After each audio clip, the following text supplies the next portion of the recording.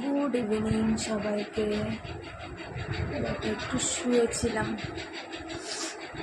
শুয়েছিলাম এখন বাজে হচ্ছে 6টার মতো। তাও উঠতে ইচ্ছা করছিল না, জানো না। আর গরমটা পড়ার পর থেকে যেন চুলটা ছাড়া ভুলেই গেছি। দেখো কি অবস্থা চুলটা।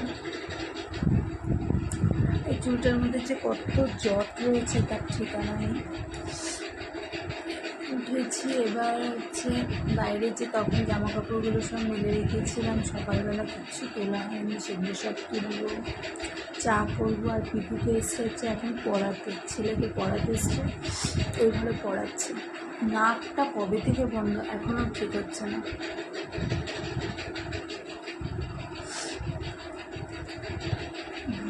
কেমন পাগল পাগল লাগছে না দেখতে।